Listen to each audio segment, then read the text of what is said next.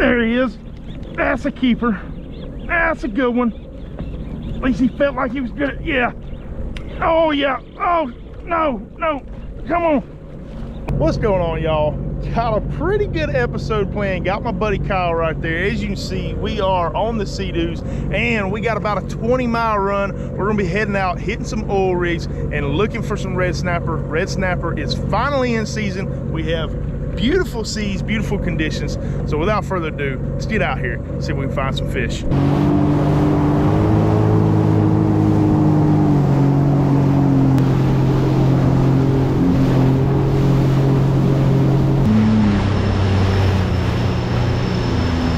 All right, y'all, we just pulled up on the rig right here.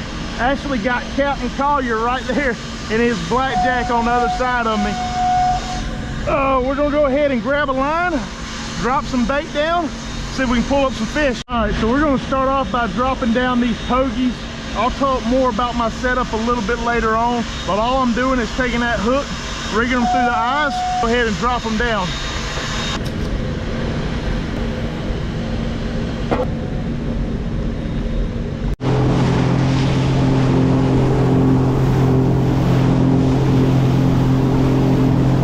Made a little bit of a move. We're over here on a reef now. The rigs weren't really producing anything but small snapper. I didn't even get any bites on it. Kyle caught 2 small snapper, so we decided to push a little bit further south, get on some of these reefs. There he is. There we go. There we go. Come on, be a keeper for me one time. Don't feel like he's gonna be too big. Right color, wrong size. This is our first red snapper for the day. So we are allowed to keep 2 of these, and they gotta be about 16 inches. This guy here is probably about 14 or so. Go ahead and let them swim. Bye-bye. Drop them back down. Looking for that keeper snapper, 2 of them, so we can go home and cook up a good meal. There he is. That might be a keeper there. Yeah, I think that's gonna be a keeper. Feeling decent. Definitely feeling like he's gonna go over 16. Yeah, there we go. All right, flip him in the old ski here. Not a giant one, but we got conditions that are gonna be deteriorating here soon. So we're gonna be putting these in the boxes. We might not have much more time out here. Now, just to be on the safe side, we're gonna measure him. I think he's barely a keeper, but I do think he's a keeper. Yep, that one right there is 16 3/4. I tell you what, we're gonna let this one go. We're gonna let him go against my better judgment, because we might not be able to upgrade them. And I say that just because you see we got a lot of really big rollers coming in, and we are a long way. Land is that way, you can't even see it anymore. We're about 20 miles from where we launched, so we don't want to get stuck out here in some bad weather. All right, going back down. We got a really good reef right here, marking about 8 foot of structure, and fish just all over. I mean, as soon as it gets down to the bottom, reel in my slack, we're getting hammered. Fish on. There we go. That's gonna be another one that's gonna be a keeper. I don't know how big of a keeper, but that one should make 16. Barely. Probably gonna go ahead and throw this one back too. All right, let's try that again. There he is. That's a keeper. That's a good one. At least he felt like he was good. Yeah. Oh, yeah. Oh, no, no. Come on. We might have got shark. Come here. Come here. Gotta get him up. It certainly felt like he got sharked at first. Be a good snapper. Be a good snapper. Come on. Yeah, there we go. Woo! That's a good one for the box.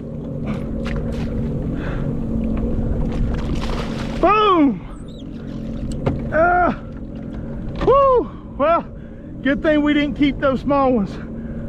There are some big snapper down there. Holy moly, man. Y'all, we have caught a ton of small. Look at them. Look at the dolphins trying to come get my fish. My goodness. Y'all look at that fish right there. What a beautiful snapper. And that guy's gonna taste even better. Go ahead and pop this guy in the box. Try to drop back down, see if we can pick up one more of these guys. All right. All right, so we got that one snapper in the box. Got one more to go, but check it out. If y'all like this offshore Seadoo style type of content, get this video to 900 likes. If this video gets to 900 likes, I will come out here and do things like target cobia, maybe troll for some kings, and put out more content just like this for y'all. And there we go. Coming across some more rubble right there. Go ahead and drop down. So when you're offshore, there's always going to be some current, some stuff like that. So on this jet ski, what I do to help stay on the spot is I utilize my troll mode right there. I typically set the speed around 1 or 2 to hold me in the current, and it kind of just keeps me on the spot a little bit longer. There we go. Be a 16-inch snapper one time. Feeling like it should be a keeper. I think that one's gonna make the box. Come on. No. Well, maybe. Not gonna make it.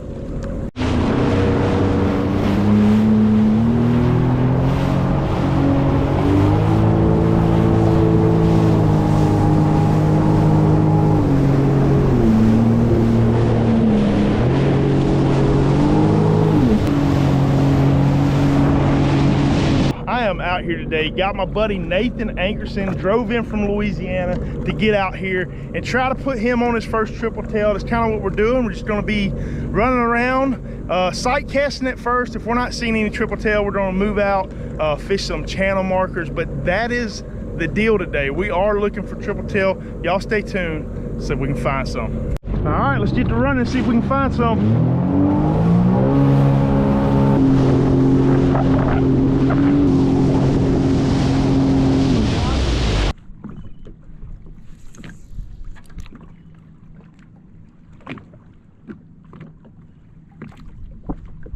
Dude, if he don't eat that, man.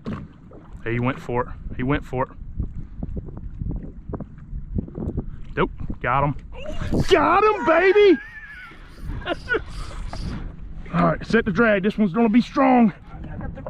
He's right under the boat. He ain't even started running yet. It's a giant triple tail, y'all. Whoa, yeah! When did you see that? Whoa! My goodness, dude. Get that net ready. Got it ready. Let's go! Dude! My God, the fight has just begun. These are the strongest fish out here, y'all. Ooh, gotta be careful. Got an inshore setup right here. Man, what a cast. I knew if he didn't eat that one, he wasn't gonna eat nothing. Come on. Y'all, my heart is racing. We just got started right here. Sitting here running around these buoys, and we just see this triple tail looking like a log. I mean, he wasn't on any structure at all. Just sitting out there, saw his fins kind of up out the water. This is definitely gonna be my PB triple. Oh, dude. Dude, that might be a 20-pounder, man. He hasn't even began to run yet. I know he's got some more runs in him. Super strong fish. There you go. It's all right. We're not in any danger. Got no structure around us. The drag is set pretty good. He's still very, very green. I got to be careful just bringing him into the ski. Oh, don't jump. Don't jump. Dude, I've never seen a tripletail sky out of the water like that. That's awesome. How insane, man. I can't believe it came back out. Nate's back here patiently waiting with the net. Am I recording? I see a red light. All right, red lights are good. My goodness. This is my PB for sure, y'all. It's only like my third or fourth time coming out here on the ski and even doing this. Nathan drove in from Louisiana to hop on the ski with me here. And man, what a fish to hook up. First hookup of the day. One of many. Man, we almost went offshore. I know. Telling y'all, jet skis were made for catching these fish right here. It's just so efficient, running the ski around looking for these fish. Oh my God, dude, that is a giant, man. It almost looks like a black drum the way it is. All right, you ready? All right, hold on, don't mess up. Get him. Boom! Let's go, dude. All right, watch out, he's got sharp gill plates. Oh my God! Boom! Boom! My God, dude! Whew. Heart is freaking pumping. I've had too much caffeine to get this amp, dude. I'm gonna have a heart attack. All right. So y'all saw, caught this giant tripletail right here. Now the challenge is to get him in that box without him getting back in the water. He gave me pretty good in my foot. We're gonna try to re-net him and then try to get him in the box. I'm gonna lift him up and just... I'm gonna re-grip and then straight from the net into the box.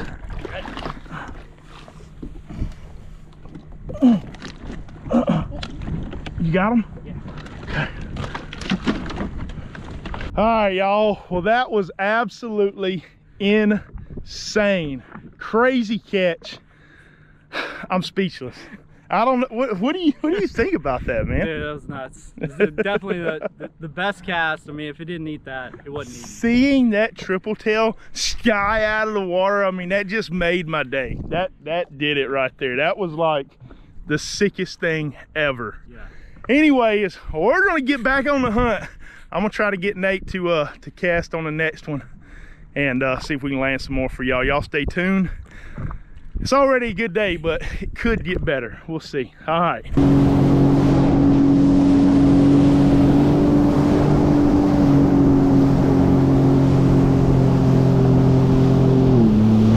Got him. Yep, he just thrusted down. He just thrusted down. Give it a cast. I think he just ran. Good cast. Just kind of let that wind, because that wind's gonna take it right to the court. Should, or the buoy.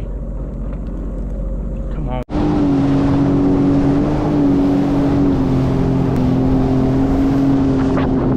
There was a big one on it. Yeah. He was down deep on the south side of the buoy. It's all good. You gotta be kidding me, y'all. I wasn't recording. It was a crazy fight. We got another big tripletail. Golly, I can't believe I wasn't recording for that, man. Well, y'all, that is Nathan's first tripletail. It is a stud. Another 23, 24 incher, maybe a little bit bigger. What a day it's shaping out to be, man. I cannot believe I didn't have the camera on for that. Man. Perfect. All right, how crazy has this morning been already? I'm sorry for not having that fight right there on camera. Completely my fault. But I'm gonna show y'all the setup that we're using real quick, then we're gonna get out here and try to find us some more of these fish. We are on them today. It's been probably my best day ever on the Seadoo. Just crazy action so far. All right, so the rod that I'm using is a Daiwa Coastal SP Surf It is a pretty decent inshore rod for bigger fish like this. These triple tail can really dog down on you, and you don't want to go out there with the wrong equipment. But I do use this rod right here, and then I got a Shimano Stratic 5000 for my reel. On my main line, I'm running 40-pound Power Pro Super Slick, and then I have a 30-pound leader right there with a #2 hook. Super small hook, but the hook needs to match the bait that we're using, which is medium-sized shrimp. So a #2 hook is perfect. And then the star of the show really in your setup is going to be a slip cork. So I got a little stopper up the line right here, and then so as we throw out, that cork's going to run up to my stopper, which is going to allow me to adjust the depth that we're targeting these triple tail around. So if we get around some of these channel markers and we need to go deeper, we just move our bobber stopper up the line, allows us to fish deeper. But that's pretty much the setup. Let's run out here, find us another one. Yeah, this Seadoo was an excellent investment. Yeah, dude, no doubt.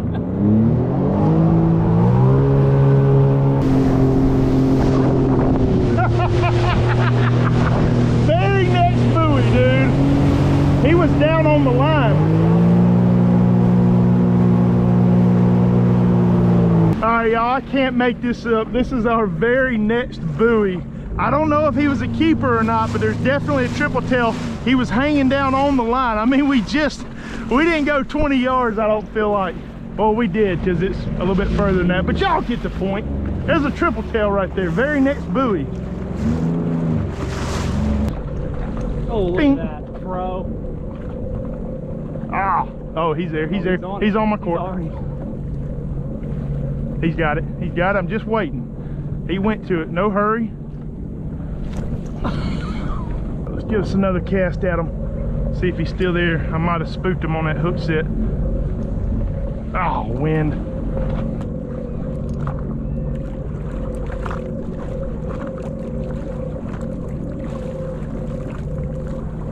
Oh, he got it. Got him.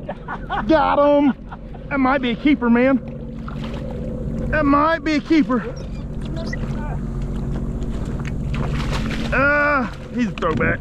He's tagged. Boom! Dude, what is this, man? If you're gonna catch a throwback, make sure it's tagged. Yeah, dude. What a day, man. Look at that. All right, so what we need to do, get a measurement, get a picture, and get a release.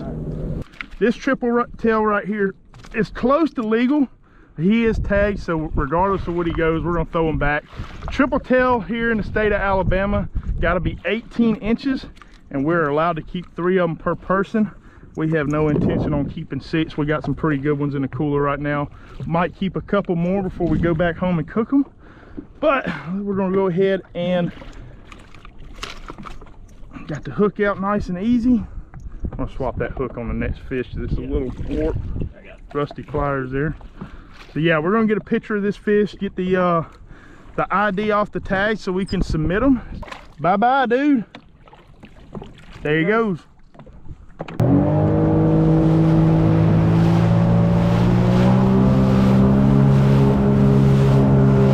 All right, y'all, we are back at the house now. Had an amazing day triple tail fishing. I don't know how much footage I got on camera, but we hooked 6 of them, saw 10, hooked 6, and we landed 4 of them. So pretty awesome little day out there chasing around triple tail. Those are easily becoming one of my favorite fish to catch, but we are out here on the back deck right now, and I am about to whip up a really good recipe. It's going to be sweet and sour fish using that triple tail right here. We got the triple tail chunked up into nice little about 1-inch chunks right there, and we're going to be coating that guy up, frying a fish, whipping up a sweet and sour sauce, doing some veggies, serving it over rice. It's going to come together real nicely. Y'all stay tuned. Let's get after it. All right, so over here on my burner, I just got some canola oil going right now, looking for it to get to about 350. But while that is going, we're going to go ahead and whip up our batter for our fish. So like I said, got our triple tail in. We're just going to go ahead and season it, going in there with some cracked black pepper,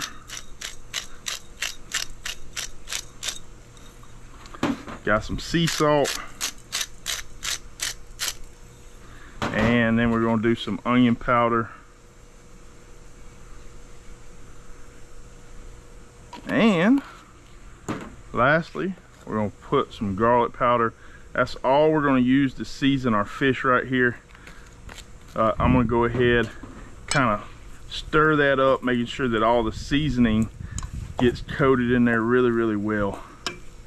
Just like that. All right, and then from there, we just got 3 eggs that we've beaten up. I'm gonna dump that in there. And then we're just gonna get to making sure that all of our fish is coated with our egg real nicely. Just like that. And then we're gonna go in with some cornstarch. Go in with about a 1/4 cup or so. It's gonna add a real nice crunch and light texture to it. And then I got some all-purpose flour. Only the best though, this is white lily flour. My favorite. Oh, come on, wind. Chill out. We're gonna dump that in there. About another 1/4 cup or so. We're just gonna stir that up and see how that looks. We may end up adding a little bit more dry ingredients. Actually, I think that's gonna be perfect. And that should be good to go right there. We're looking for it to have kind of a consistency of a beer batter, something like that, a little bit thicker. But that is coated on there real nicely. Good to go. So our oil has reached 350. We'll go ahead and start dropping some fish in. And that's what we're looking for right there, instant bubbles. See if we can get all of this in there. Might be able to.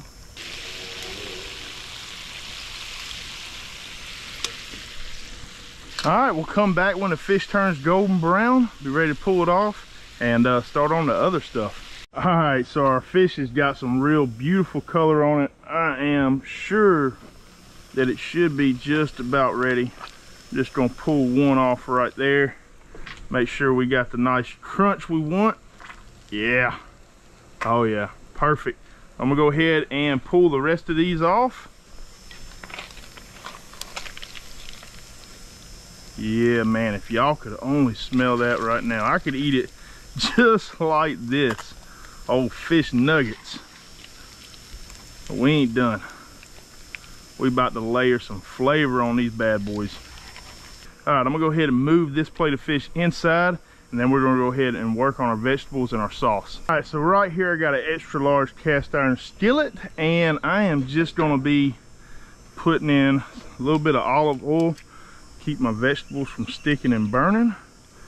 That should be good right there. And then to that, I'm going to add in, I got a little bit of shredded carrots, some sliced white onion, and then a red and a green bell pepper. So I'm just gonna go ahead and dump that in. And once that heats up, we'll just stir it around until we get it all sweated down. All right, and then while we're waiting on our vegetables to get up to temperature and sweat down a little bit, we're gonna go ahead and build our sauce, which is kind of the, other than the fish, this is like the star of the show right here. This sauce is what's gonna bring everything together. But our base for this sauce is gonna be ketchup. You gotta be kidding me. And it is starting to rain right now. Where did that come from? All right, hold on. Hold on. I gotta get that grease away from that water. Let's move it out of the way. Starts raining with that grease hitting that water like that. Asking for bad news. Get that out of the way. Maybe it won't rain hard enough to ruin our veggies right here, but like I was saying, we're gonna go in with some ketchup, and this is the base to our sauce. So the main thing to keep in mind is you want equal parts tomato ketchup, sugar, and distilled vinegar, okay? So I got about a 1/3 cup in there. Go in about a 1/3 cup of vinegar, and then the same thing It just so as happens that I got a 1/3 cup strooper right here. So we're gonna put in a 1/3 cup of sugar, and then we're gonna give that a good stir. This is the sweet and sour sauce. There's a lot of different ways to make this. You can add more to it. You can add oyster sauce. Man, is it really gonna rain like this? It hasn't rained in 3 days, and here we go. So, anyways, you can add all kinds of stuff, oyster sauce, fish sauce. We're just gonna put in a couple of dashes of soy sauce. Add in a little salty element to it. I'm gonna cover my sugar so rainwater doesn't get in there. And we're gonna keep the show going, I think. All right, let's give that a little taste. That is where it's at, y'all. That is a fire sweet and sour sauce. My goodness, that's good. All right, I'm gonna cover that up with that mitt, try to keep the rain out of it, and get back on our vegetables. This is just one of the many things that we as YouTubers, whatever you want to call us, content creators, have to go through to be able to put out content to y'all. We have, you know, we can't control the elements. I prefer to do all my cooking like this outside. I got a 2-month-old child inside, and I got a 3-year-old daughter. And then I also have a wife that I don't want to have to make go into another room with the kids and do all that, so I can film without all the noises and TV and things like that. So that's why I cook outside, and that's why I'm going to finish this thing outside. And I think it's still going to be all right as long as the rain and water doesn't just soggy everything down. I think it's going to be all right though, y'all. Just get our vegetables stirring up now. Got the heat going to it. Got to get them to where these vegetables start to turn translucent. All right, so I have improvised right here with this umbrella. It's keeping my food dry for the most part, unless that wind kicks up and brings that rain sideways. So the mission continues. So our vegetables are looking nice and sweated down right there. So what we're gonna do now is just go ahead and go in with our sauce. Just like that. And we're gonna just reduce that down a little bit. The sugar in it's gonna help it to thicken up, turn into more of a syrupy consistency. You just wanna make it to where it's just a little bit thicker, it's not real runny. I'm gonna go ahead and turn my heat off. We don't need to scorch it. That sugar in there will burn. So you do wanna turn your pan down while you're thickening this up. Do that. Go ahead and go in with our fish. Oh man. Y'all comment below. Is this something y'all would make? Are y'all interested in trying something like this? Have you ever had sweet and sour fish? I'm real curious to know. I have not made sweet and sour fish in quite some time. It is a dish that I had a lot when I was over in Kuwait, doing a little bit of overseas contracting. I would eat it at least once a week. I came home with some really good recipes for it, and somewhere along the way I just stopped making it. So here we are doing it with Tripletail. I'm sure some of y'all are probably gonna say that probably not the best thing you can do with Tripletail, because you know, Tripletail being such a good fish, you know, you don't have to do anything to it really. I mean, you could just put salt and pepper on Tripletail and it's gonna be good. But to that I say, y'all probably don't have a YouTube channel where you're constantly having to come up with new ways to cook fish and do things like this. So I'm just trying to bring something to y'all a little bit different, and with that we did catch these nice Tripletail, and I thought what perfect way to do a sweet and sour dish than with that Tripletail. Such a pure, thick, white fillet, just a good fish. But you can do this with any fish. It doesn't have to be Tripletail. And we're looking close to done there. So yeah, definitely leave me a comment though. Is this something that looks appetizing to y'all? Is this something y'all would make at home? Because I'm really curious to know. All right, so I got me a plate of rice right here. I'm using brown rice, but you can use any rice you'd like. To be honest, I did not remember to pick up rice from the store, and if it were me, I think the best rice to use would be some jasmine rice. That would be absolutely killer. But I'm just gonna throw some of this fish and veggies on top of this rice. It ain't real pretty, but I'm starving. I'm about to go in right there. All right, well, here it is. This is the finished product right there. Absolutely smells amazing. I got a feeling it's gonna be killer. I'm gonna go ahead and go in for a bite for y'all. So, grab me a nice chunk of fish, a little bit of rice.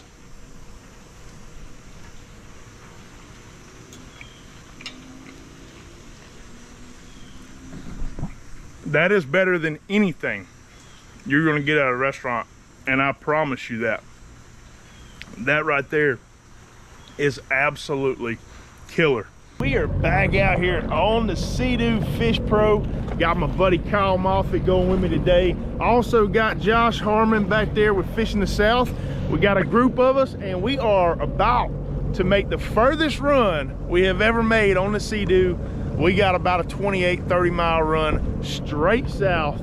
See if we can go get on some amberjack, some big snapper, whatever really bites. Hopefully we can find us something to take home and cook for y'all though. But yeah, let's get after it, see if we can catch them. All right, let's go.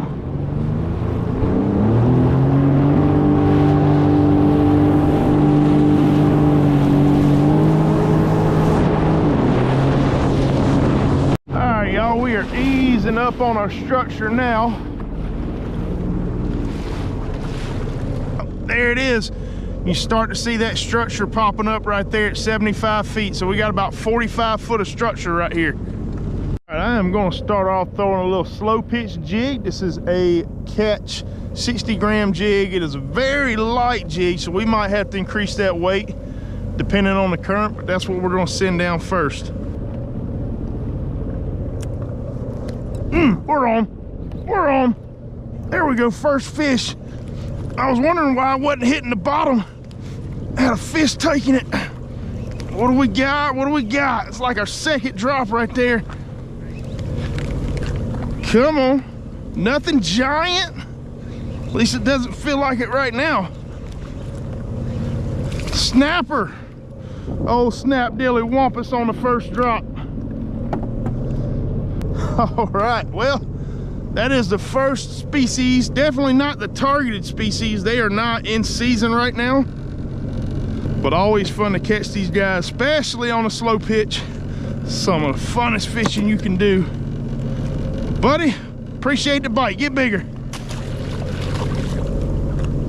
Up and back down. Might have drifted a little bit too far off the structure. We'll see if there's something hanging out right there. Oh, something snagged it. Come back. There he is. Oh, he let go. Oh, no. Oh, God, it's a giant. That's a giant. Come on, let go. No, no. Yo, he snagged it. Let's go. Get up. Get up. Oh, no. Not today. Not today. Let go. He snagged it. Golly. We had something small at first. Let's go. Get up. Get up. Come on, Daddy. There's a lot of structure down there. We're fishing on bridge rubble right here. Can't let them get me down in it. Come on. Woo! Arms are starting to feel it. This is why we came out here. Did not take us long to hook up on a giant fish. Whew. I think we about broke his wheel. Come on. Come on. Have very few leverage points on this jet ski. So it's pretty much all upper body on a 60-gram jig at that. Oh, come on. Woo! Dude, I'm so wore out. He's gonna get sharked if I don't get him up.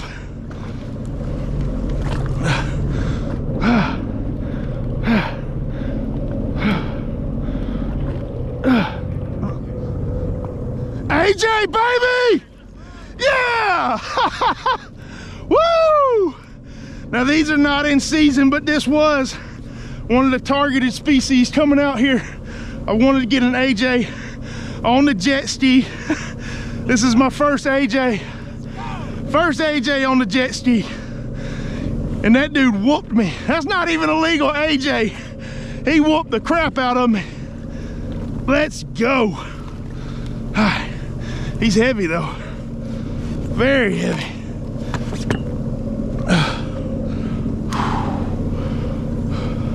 Y'all, look at that right there. Such an awesome fight. Well, buddy, I appreciate the bite. We're gonna send you back down now. All right, here we go. Bye-bye. Boom! That was fun. All right, well, that took a lot out of me. We're gonna get back on the spot over here. I don't know how far we drifted, but it was a good little ways. Dropping the old catch co jig back down. 60-gram jig is pretty light for this stuff, but as you see, it's really slick right now. Tide is not moving too bad, so it's a pretty light jig. If it were heavier current, I'd step it up to a 150, something like that. But so far, this has been perfect. Something grabbed it. Something grabbed it on the drop. Come on up. Come on up. What do we got? He ain't feeling too big, but that's all right. We can keep Almaco and we can keep beeliners. Those are what's kind of in season right now. Come on up. What do we got? Little old red snapper. Old Snap Dilly Wampus number 2. All right, see you, dude. The screen is lit up right now. 100 foot of water. Never taken the jet ski out this far. We ran this thing in eco mode all the way out here, so it did really good on gas. But I do need to get some extra gas tanks on this Seadoo with me, because you never know. Oh, something nailed it. Come back. Got him. There he is. Come here. Okay. That might be an Almaco. Either that or it's a little bit better of a snapper. Oh, did it come off? No. Got him. He nailed it on the bottom. Doesn't feel like it's too big. Don't be another snapper. Give me a bait fish or something. That'd be cool. Feeling like, oh, it's a tiny snapper. Gots to get away from them guys. It's these little snapper like this that'll jack you up too. They will flop around, fin you, gill you, stick you, bite you. Chill out, brother. Bye-bye. Well, I hope y'all are enjoying this Seadoo content right here.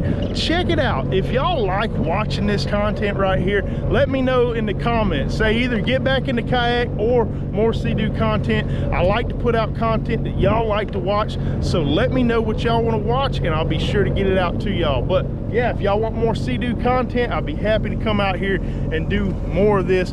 Absolutely love this Seadoo right here. At the end of this video, I am going to kind of talk about some of the safety stuff surrounding this right here. So if y'all are interested in any of that, make sure y'all stay tuned to the end. Got him. There he goes. They're hitting it on the drop every single time, and it's the way that jig is designed. It's got a real good wobble to it. Did he come off or did he just give up? Little old snapper. Well, we know where we're not coming for big snapper when the season opens up. All right, buddy. See ya. This is the jig that we're using right here. As you see, my hook is attached right there in the middle. So as this thing is falling down, it's got that flash kind of doing all this. and then you got that skirt right there with a little squid on the end, and they're just coming up and nailing it. Now the setup that I'm using today, this is a custom rod that I built probably 6 or 7 years ago right here. It is a slow pitch setup, so it is designed for catching these big deep water fish. And then the reel that I'm using is a Shimano Tranx 400. This dude is an absolute tank. And then I just have 30-pound test all the way around, and that's pretty much the setup. All right, let's get us another big fish.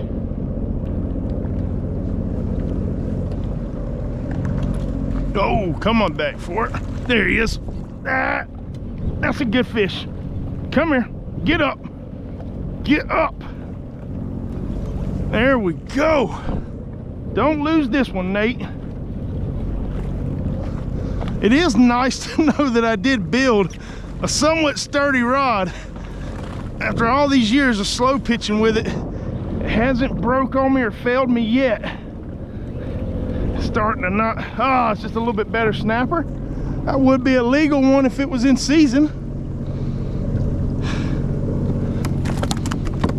Oh, he flipped out. All right, well, that was an easy release. Come on. He got tapped. Oh, he tapped it again. Come on. Come back for it. Kind of just yo-yoing in it right now, staying in that zone. Ah, he let it go. I guess he got a piece of that metal and decided to spit it. There he is. Come here. Came up and snagged it.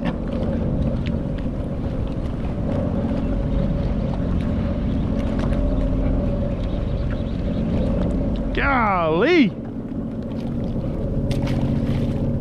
Well, we've been catching a ton of small snappers, so we are going to be swapping over to a little bit of a bigger jig. This is a 160-gram Shimano jig right here. I'm going to tie that dude up. That's what we'll be dropping down next. Hopefully this bigger jig will land us some bigger fish. All right, here we go. Oh my gosh! Smacked on the first drop. That's a big one. That's a big one. Come, oh, dang! I just lost that jig. Oh, he took my jig with him. No. Oh, he had me down in the structure immediately. First drop on a bigger jig. My goodness. All right, let's retie. Well, y'all probably already know that these jigs right here are not cheap. And to get broke off, that hurts. They're about 20 bucks a piece or so. But offshore fishing is not cheap. Let's try not to lose this one. Now, I do not have another big 150-gram jig. This one right here is an 80. I got a couple of like 120s, but that butterfly jig that I just used, I mean, it got nailed. So this is a butterfly jig as well, very similar, just not as big and heavy. Got him. Oh, did he let go? Missed him. That was a good fish. Going back down to the bottom.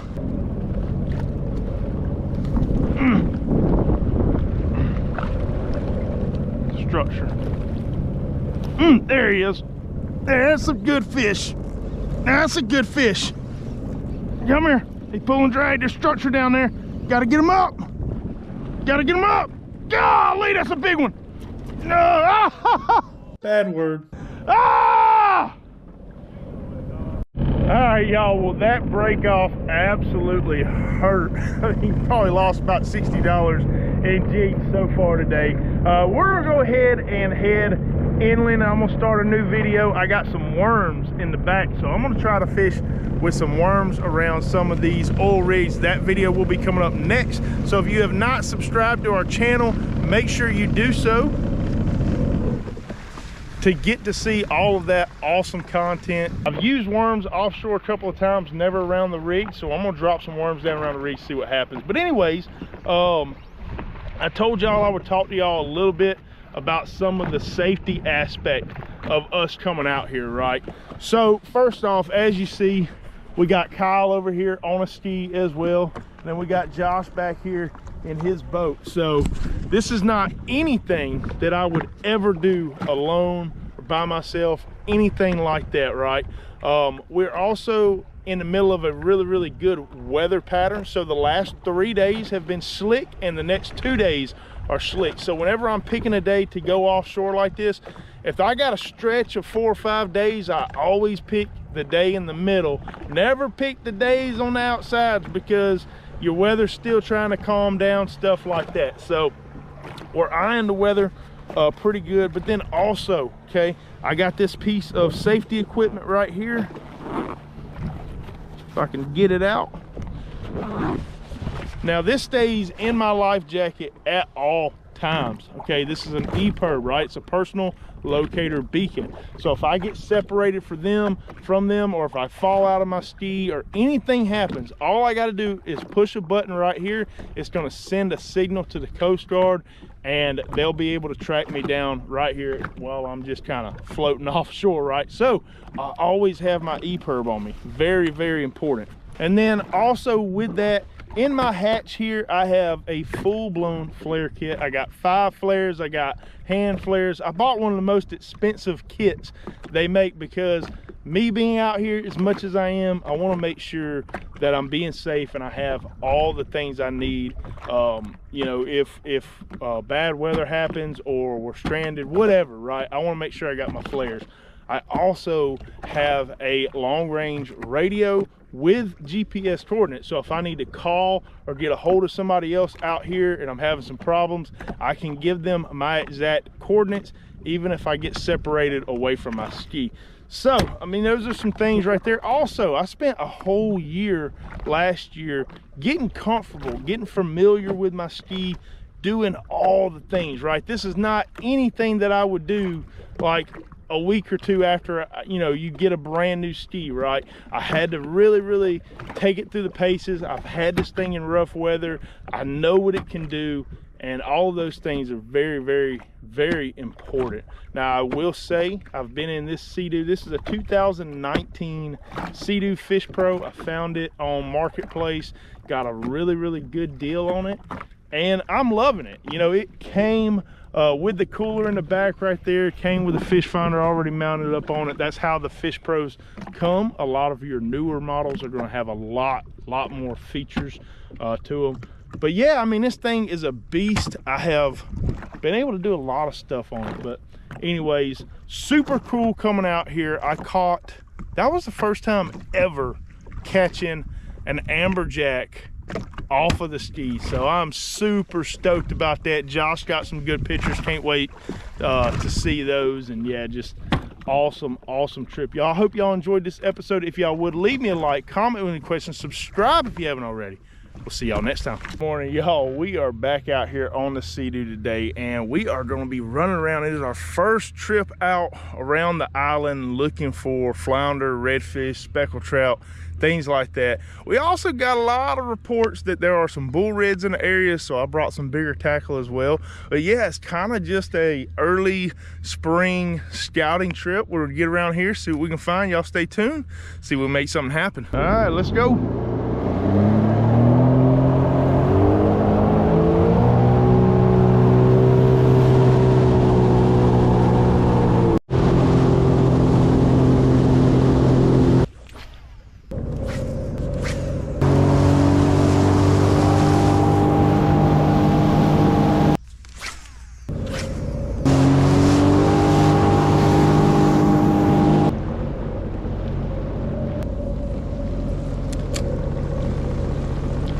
Got him. There we go. First fish. What do we got? Doggone red snapper. All right, well, that is our first fish right there. We back away from this rig. We did start way on inshore, could not find an inshore bite anywhere. Decided to make a switch, come out here with this old cranker crab, see if the sheepshead are still around. And the first fish of the morning is a red snapper. Bye-bye. Yeah, we're probably about 3 miles off the beach or so right now. We're in about 50 foot of water, and I just got this fake crab right here from Crankalures, and does amazing for sheepshead. There may still be some sheepshead hanging around right here, so we're gonna drop it back down, see if we can get us one. Going back down. All right, I think that's a good dip. Oh, we're already on. Are we on or are we snagged? Oh, no, that was a fish. That was a fish. I thought I was snagged, but that's not feeling like sheepshead. I gotta make sure I'm not frayed up. That is not feeling like sheepshead. It was just a one solid tug.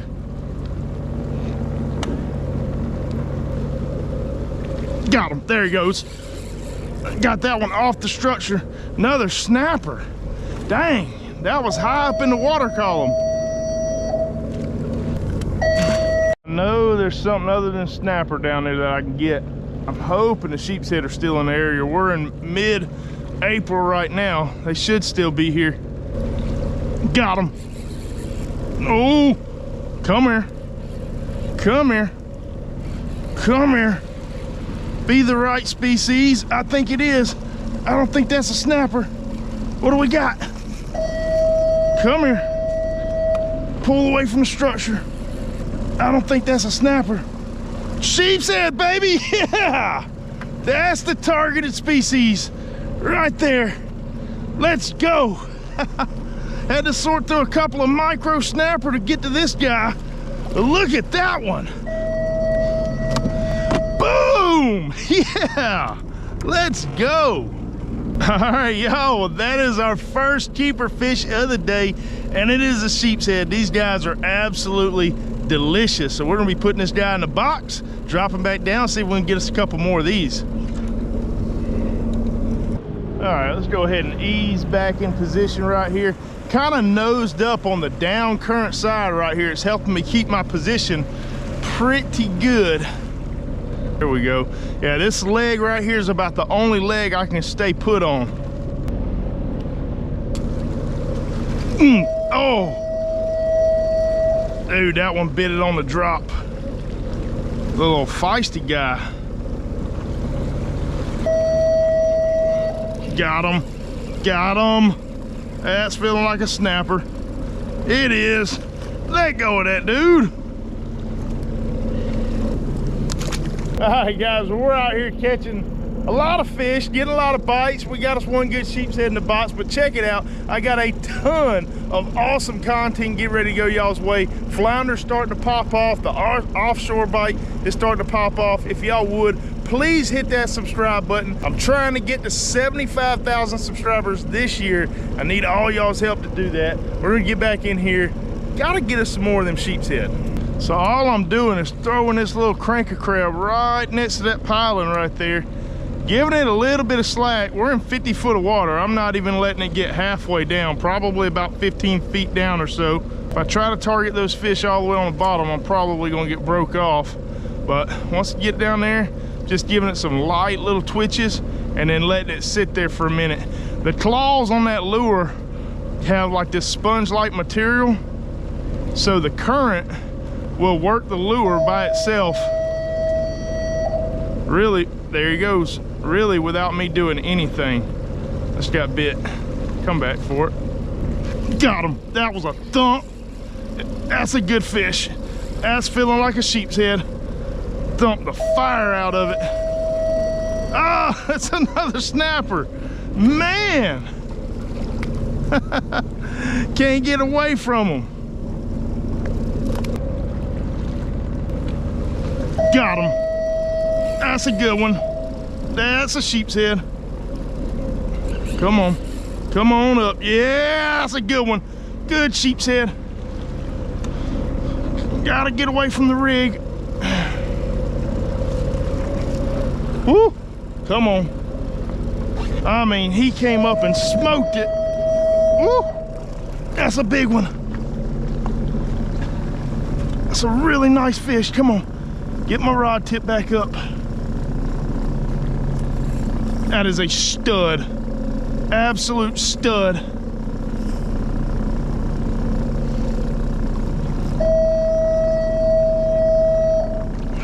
Yeah, oh my goodness. Let's go. Get in the net, get in the net, get in the net. Yeah! Boom! If y'all have not picked up a cranker crab right there, they are legit, especially for catching these sheepshead, but they catch all sorts of stuff. I've caught red drum, black drum, you name it. I've caught them. If they're around structure, they will eat these crabs right here. Now to show y'all this fish right here. Look at that stud of a sheepshead. That guy's every bit of 22, 23 inches right there. What an amazing catch out here today. For those of y'all wondering, yes, we are bleeding our fish before we throw them in the cooler. But check it out, Cranky Crab has a ton of different lure sizes. Also, disclaimer, I am not affiliated with them at all. I use their product because, I mean, let's just face it, they catch a ton of fish.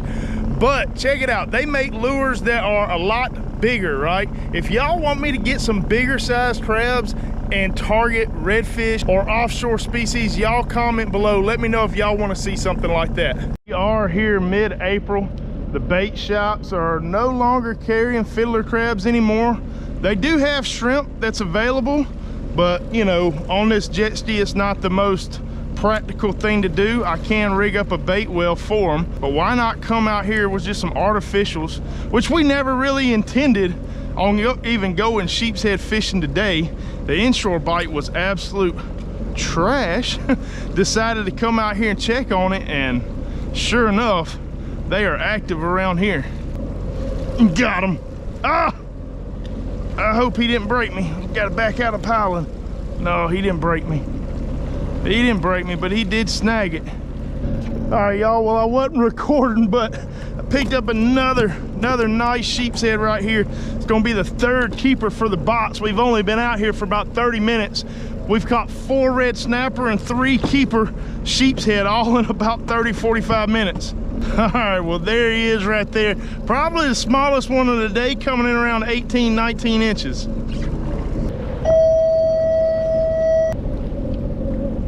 Got him. Oh, missed that one. I mean, he slammed it. Give him to eat again. Got him on the drop. Yeah, that's a good one. We got us a big one, y'all. We got to back out of here. That's a good one. Ah, dang it. Came off right at the boat. Had a lot going on with that one, trying to back out of the rig and everything so I didn't get sucked in there. All right, we'll get him to eat again. We'll get him to eat again. Maybe not that one, but there's more down there. All right, y'all, well, the wind and the current switch made it pretty hard for me to keep my line straight down, especially with that light crab lure. So we're gonna go ahead and head in now. I'm gonna clean up these fish. We're gonna go ahead and cook them for y'all. Well, we had a pretty good morning on the water. Caught several sheepshead, missed several other ones, caught some red snapper. Not a bad day. About to get ready to go cook these sheepshead. I've already cleaned them up, got the ski cleaned up. Everything's ready to go. About ready to start cooking. But I do want to show y'all something real quick. So not too long ago, we had something pretty catastrophic happen at our house here.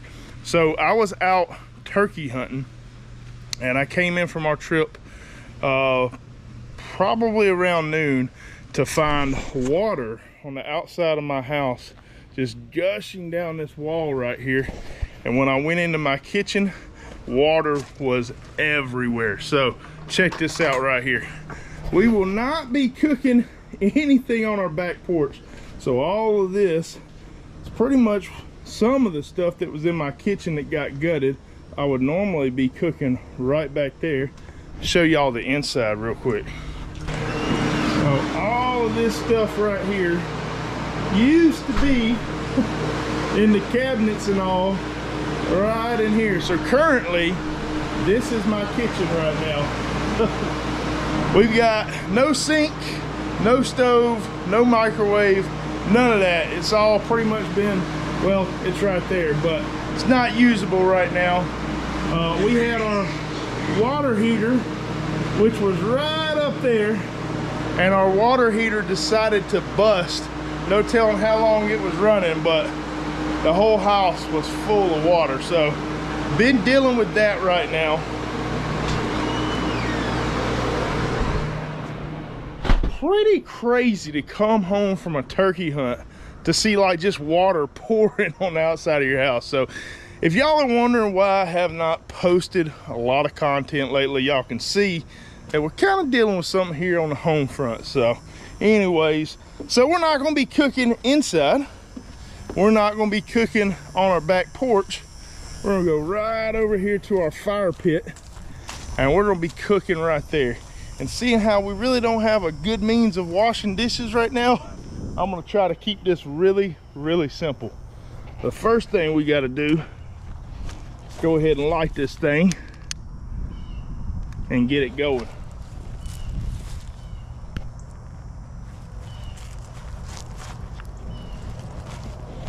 I mean, it's a little warm, little toasty for a fire, but you can never beat a good fire, right? So got our fire going right there. We're gonna go ahead, head up here, start prepping on some of our fish, get it ready to go over here on these coals. Hey y'all, so get ready cooking this recipe. We're just gonna start off with some onions, and we just got us a nice little sheet pan right there. Gonna be able to fit us 2 good fillets, for one for me, one for the wife. And I just got me a Vidalia onion right there, and I'm just gonna cut them down into slices.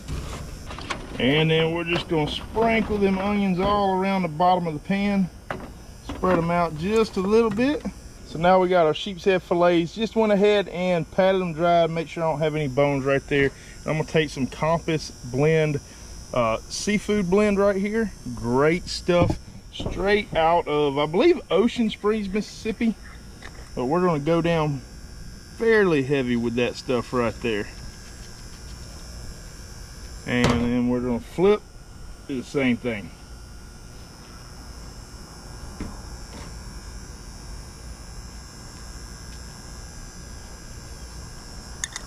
And then we're just gonna transfer those over here to this pan. Just like that right there. Now we're just gonna take some sticks of butter here, kind of rake it over the top of some of these pieces of fish, just like that. Now we're just going to go in with some grape tomatoes or cherry tomatoes, put them over the top. And now normally I would use fresh lemon. I really didn't feel like going back to the store to get lemon, so just got this stuff right here.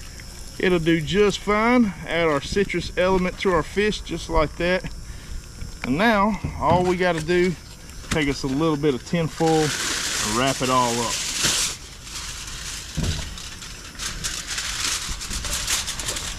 Got our coals just about ready, so we'll go ahead and flatten that out just a little bit. Yeah, got a nice bed of coals down there. And then we're gonna put this grill grate right over the top of them coals. Just like that. And then we're gonna set our fish right over here off the side, just like that. We're gonna let that roll for about 30 minutes, and I'm gonna flip it about halfway just to put this edge closer to the fire. So yep, we'll let that roll, see what she looks like. Fish has been going for about 40 minutes. It's about time to pull it off, but check it out. I don't have any mitts. We lost our mitts in our kitchen disaster, so I'm gonna have to be quick with this, and hopefully it don't burn me too bad. That ain't gonna work. Maybe if I take this shovel. Oh, that ain't good. How are we gonna get it?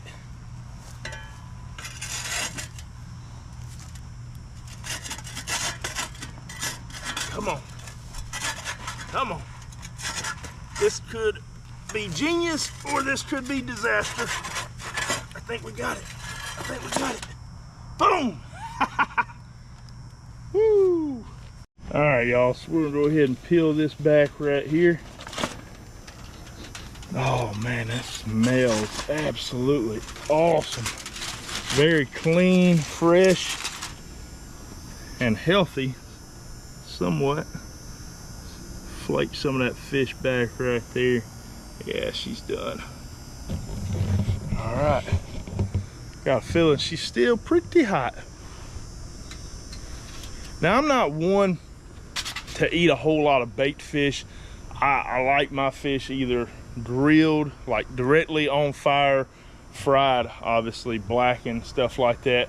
When you bake a fish, it's kind of cooking in its own juices, this, that, and other. You don't get that kind of crunchy bite, that texture, right? It's a lot of more of a kind of a mushier texture, I guess. So I'm not always a huge fan of doing it like this.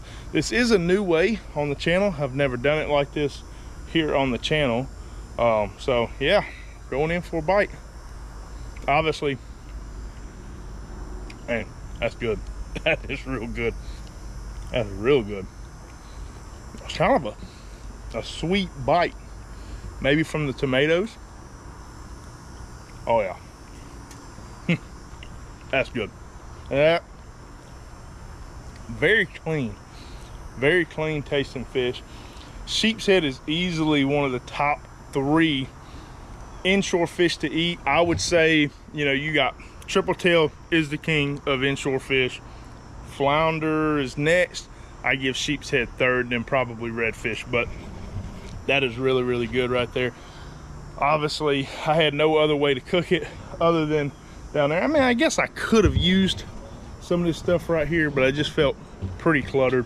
All of this mess behind me, this is something that's probably going to be going on for the next, I don't know, 6 to 8 weeks or so. The house is still drying right now, so we got Serve Pro had to come out, hook up all the dryers, stuff like that. That was on Tuesday. I think we got about another 4 or 5 days of the house drying, and then we can look at maybe starting to piece some of this stuff back together. So long road getting all of this back to normal. Really kind of puzzles me and makes me wonder why they put a hot water heater on the second story of any home. But anyways, it is what it is. We'll work through it. I'm gonna continue to push out content for y'all. I hope y'all enjoyed this video. If y'all did, leave me a like, comment, and subscribe if you haven't already. See y'all next time. What's going on, y'all? We are back out here on the Seadoo Fish Pro, getting ready to make a long push for some triggerfish. We got about 12 miles offshore till we get it to our spot. Should be a great time. Got my buddy Dusty Fish Co back here. Y'all check him out on YouTube. Also got Kyle in the background. But yeah, let's get after it, make this run, see if we can get on some fish. Kill switch attack, safety first, and let's go.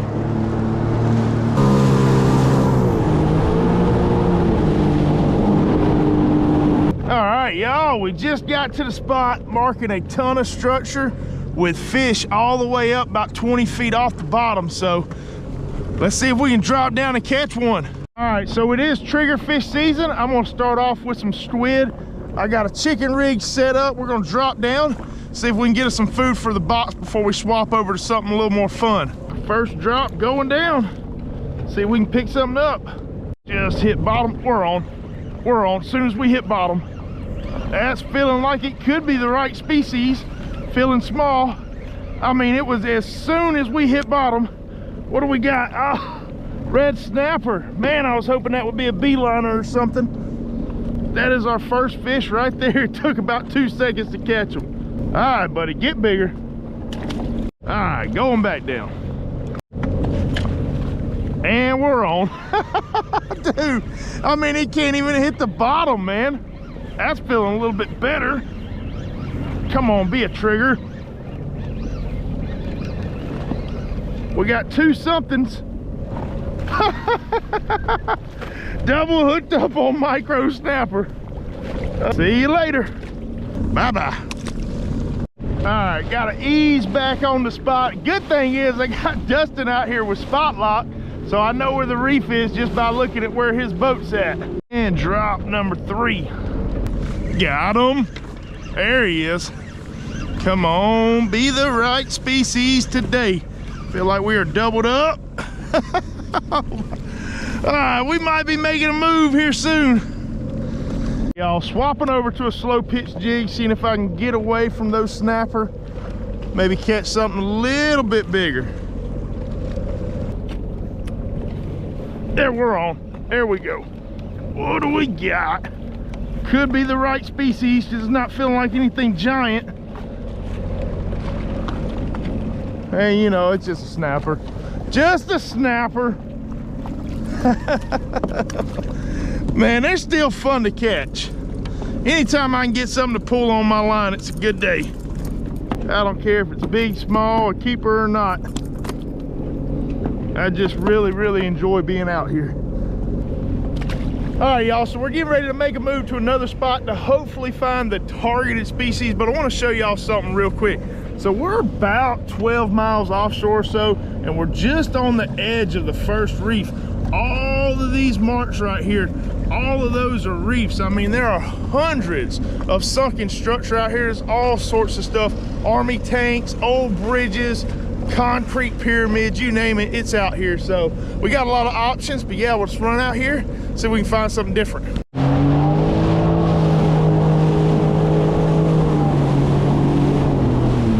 All right, dropping down.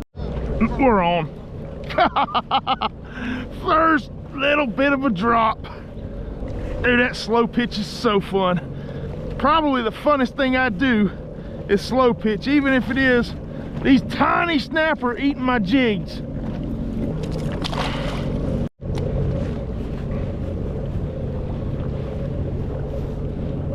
Oh, one come up and grabbed it. There he is. There he is. Come on. Come on. Dude, they're right underneath us, man. I can almost see them. Water's dirty and I can almost see them. So many fish out here, y'all. Bye-bye.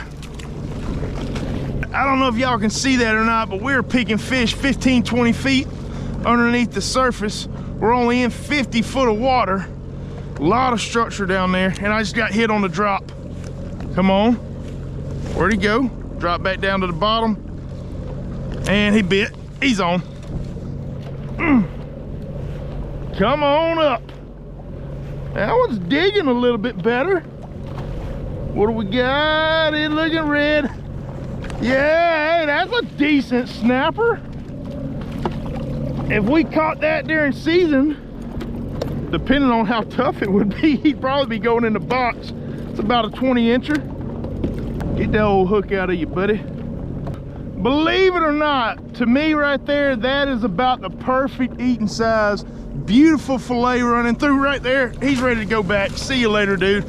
But anyway, yeah, those are really the good eating snapper. We get fixed on keeping all the big ones. Obviously, we get more meat out of them, but those smaller ones taste a whole lot better.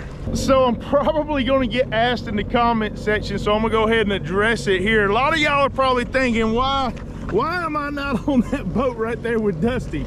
Well, Dusty launched from a whole different location. He's got something else that he's got planned that he's doing later on today. So we decided to meet out here for a morning trip. We are also probably going to go hit Sheepshead. That'll be a whole nother video, but he left out of a whole different port. And yeah, we decided to just kind of link up out here in the middle of the bay and make a run out together. But yeah, let's drop back down, see if we can pick up some more. Back down with a jig. They are killing that Shimano jig right now. It could be the jig, or more than likely, it's just that the reef has 10,000 fish on it. Start to mark it, start to come over the top of it now. And there he is.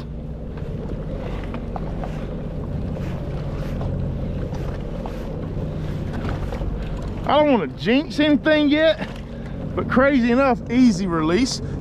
Oh my goodness, look at that. Woo-hoo-hoo, that's Trigger.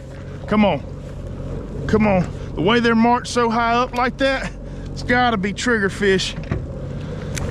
Oh, one snagged it. Come on, go back down. Oh, he's on, he grabbed it going on the drop. Drop it back down. There he is. We're on.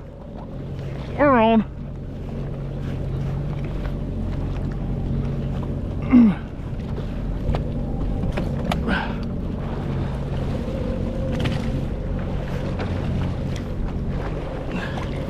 Yeah, it's another good snapper. That will be another keeper right there, another good sandwich. Yeah, buddy, see ya. It is crazy to see the way these fish are just marked that high up in the column right now. Got him. Oh, he nailed it. Yeah, that's a better fish. Maybe. I think that one's feeling pretty doggone good. Feeling different. Be the one. Be the right species. Oh, we snagged the fish. Come here. That's all. We just snagged him, was pulling him up sideways. So y'all see me throwing this slow pitch all the time, and in my opinion, I've never done anything more fun or more addictive. Slow pitching can be really expensive getting the right setups, but I have been seeing a few people using some pin combos. Pin is starting to come out with their slow pitch series, and compared to most of the industry, they are very, very affordable. So y'all can look into that. I might try to find one and link it down below. But yeah, I think that's a great way to get started in this. You don't got to go too crazy with spending a whole ton of money. But if you go offshore and you're in anything, you know, 60, 70 foot or more, you got to have a slow pitch jig on board. I mean, it's just, it's the most addictive thing I've ever done. And we are back on the spot. Going down. At the bottom, 1 bounce, 2 bounce, 3 bounce. Oh, you gonna make a liar out of me? All right, let's send it back to the bottom. 1 bounce, 2 bounce, 3 bounce. These fish got stage fright. Oh, they bit it on the drop that time. He let go. Come on. Got him. Ah! Oh, something came up and grabbed it. There he is. Yep, that's a big fish. I knew I was getting big marks at 15. I barely dropped it down. Really? Yep. He came up and whopped it. There he is. Yep. Yep, we're on. Good fish. Good fish right underneath the jet ski. Don't tell me it's a doggone snapper, dude. Yeah, it's a good snapper.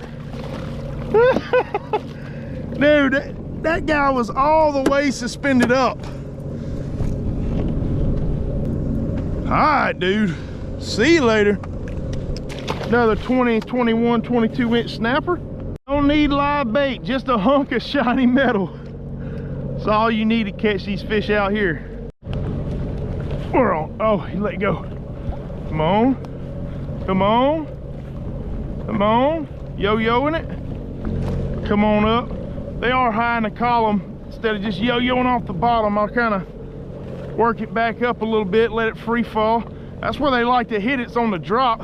It's what makes a slow pitch so effective, is that it's just fluttering. When it's falling, that jig's just fluttering, and that's when they hit it. Oh, there he is.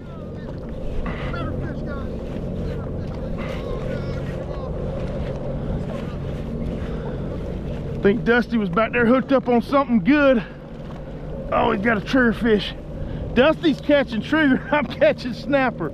Come on. So much fun out here.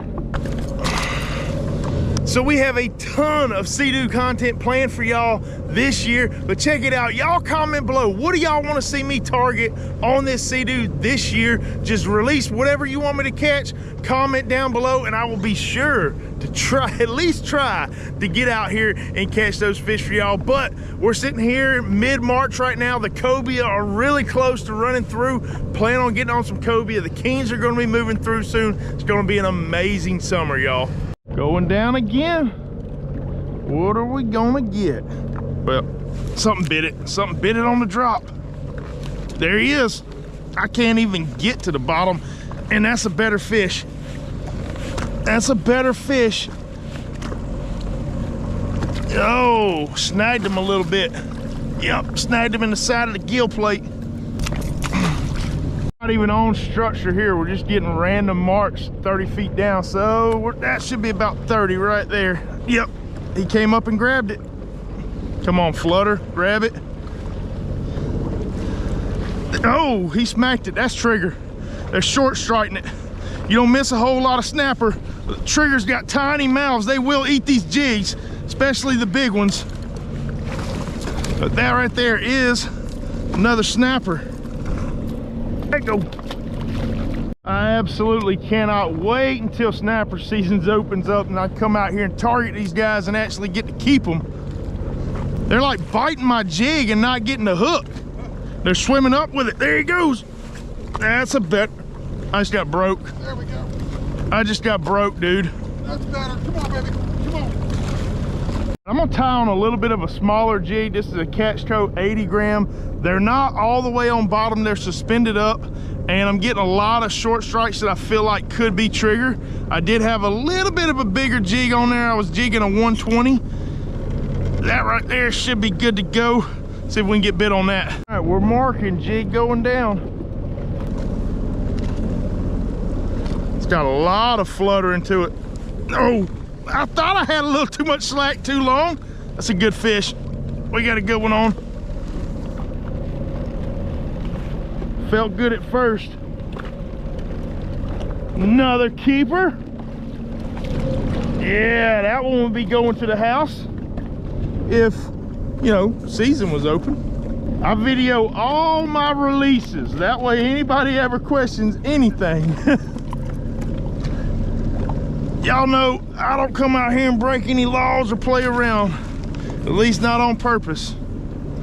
I will say, I don't see how any reason-minded person could actually consider these fish to be endangered. You know, they're just literally millions of them out here on these reefs. And if we could sort through them just a little bit, you know, maybe we'd get some bigger ones.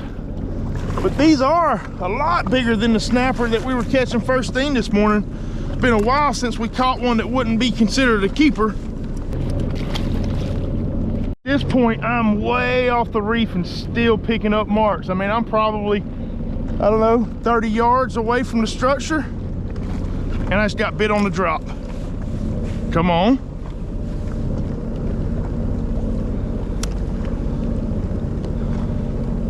There he goes. He's on. I can't even, the jig won't even get down.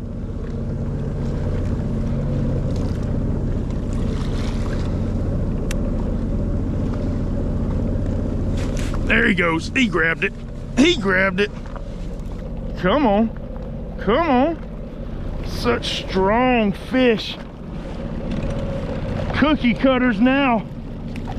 It's crazy how you get into schoolies and they all just come out the same size.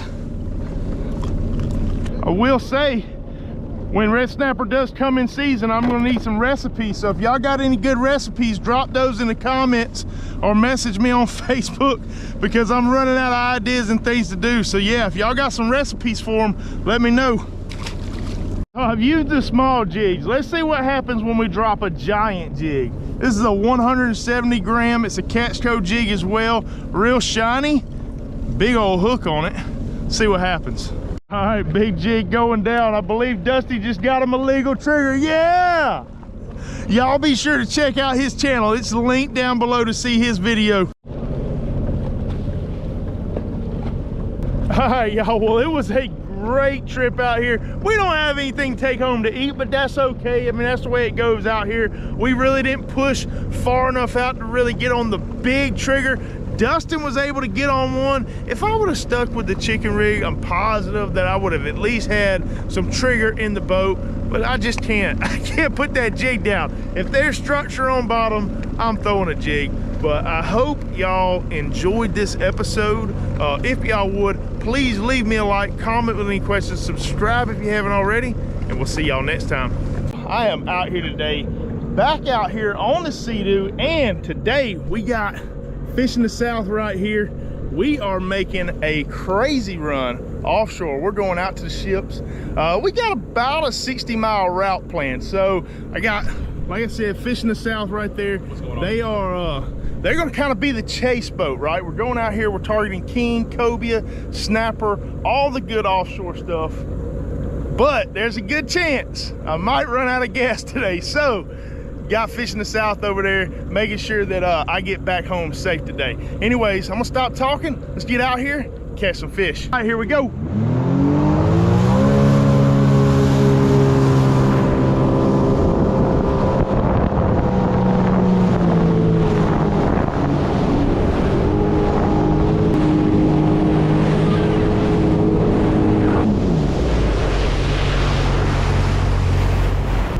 y'all, we just made it out to the ships right here. Real quick, I'm just running a free line setup. I will talk more about this a little bit later on, but the bait of choice today is gonna be live croaker. We're just gonna throw it around these ships, see if we can get smoke.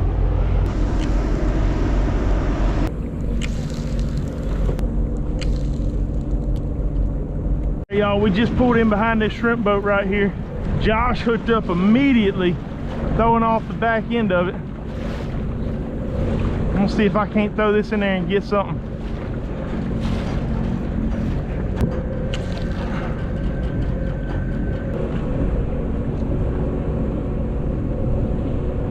Oh, I think I'm on. I'm on. There we go, big fish, big fish.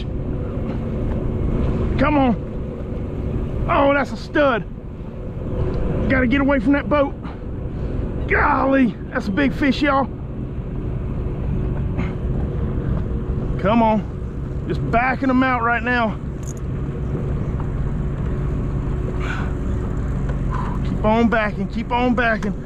All right, back off my drag a little bit. There we go. Come on. Giant fish just hooked up, first fish of the morning. Oh, this dude's just kind of staying right there. Heavy, dead weight. He hasn't really had any runs or anything like that. I do got a pretty beefy setup right here.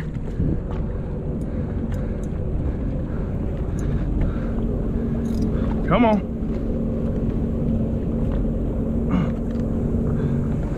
Well, the good news is we are completely out of danger. We're away from the shrimp boat right there. There he goes. There he goes. Man, this guy's got some digs.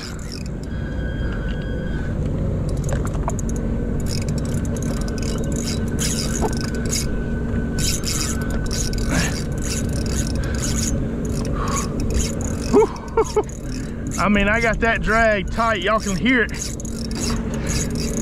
I am running 80-pound mainline to 80-pound braid. I'm gonna back off a little bit on my drag just because we're out of danger.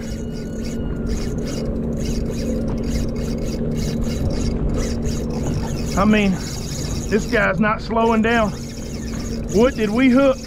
Never know what's gonna be under those shrimp boat. Whew. Oh my, oh, there he goes. There he goes, he's running now.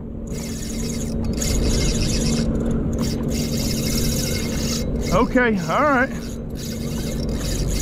I'm gonna tighten down just a couple of clicks on my drag. Try to slow him down. Like I was saying, there's all kinds of stuff that clings to these shrimp boats. You got jack crevalle, which that's a huge possibility, but you also get cobia from time to time. Sometimes you get bull reds that stroll around. And I mean, whew, this guy might spool me. I'm gonna go ahead and put it in gear, try to catch up to some of my line.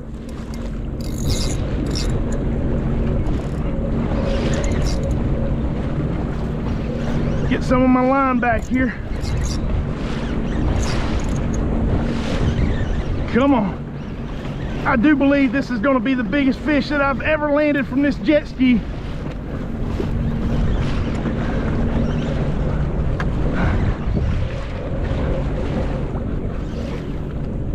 Come on. Nothing wrong with that, Nate.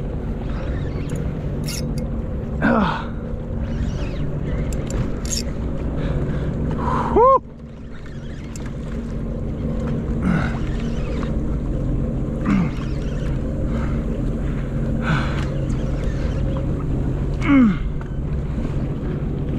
I think we're starting to turn his head. Come on, come to me.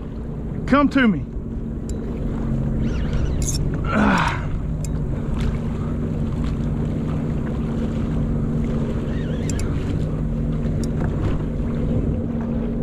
There we go. Come on.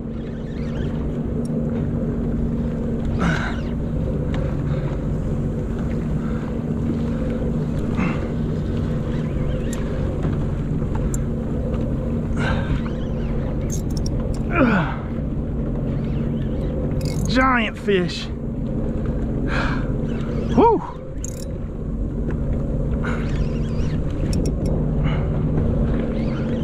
There we go, starting to turn his head now. Come on, tighten the drag up just a tad.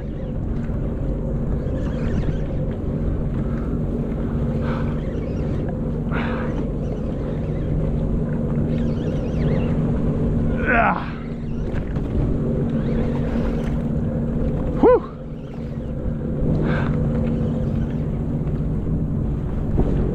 All right, we are recording, that's a good thing.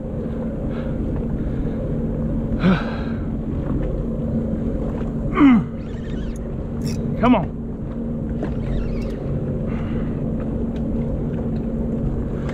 Y'all go ahead and comment below right now. Pause the video, comment below. What do y'all think we caught? I'd love to see what y'all's comments are before we actually get to see the fish. I'm hoping it's a cobia.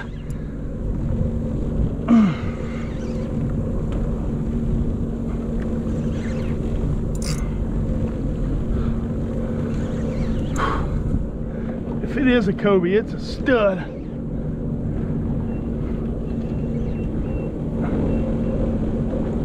Starting to see a little bit of color.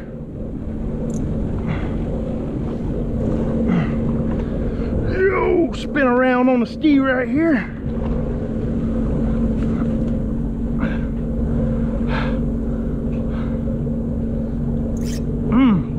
No more runs. No more runs. Ah, come on.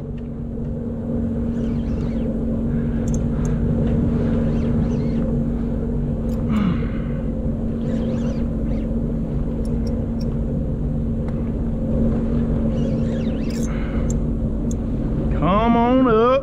Come on up. Oh, giant jack. I mean, it's a giant jack. Oh my goodness. Bay tuna. Oh. Come on.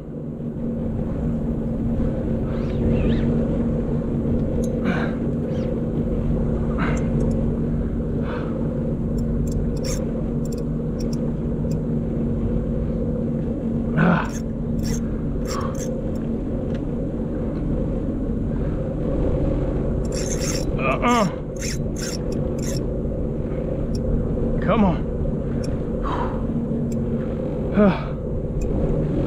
He's swimming up under me. He's swimming up under me. Swing him around the front.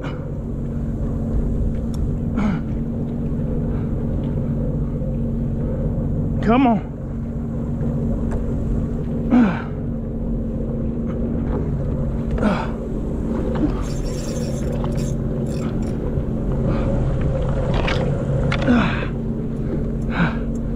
Oh, this is a battle right here, y'all.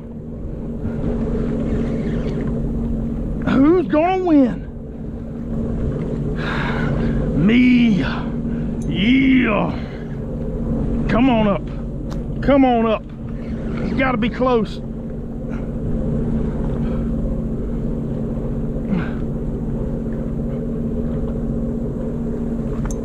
Ah! Whew. Oh.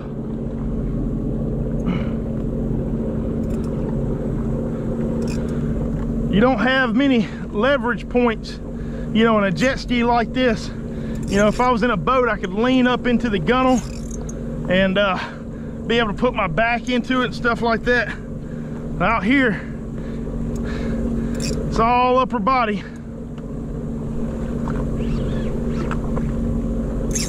Come on.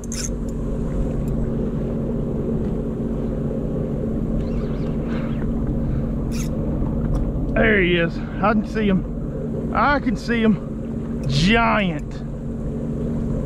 I mean, just an absolute giant.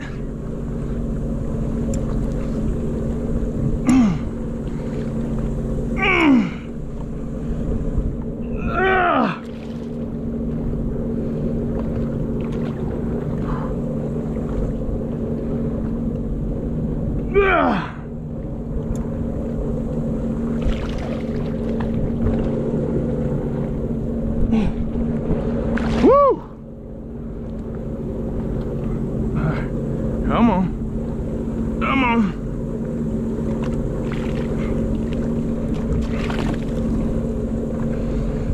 Don't need no sharks to come up and swipe them from me.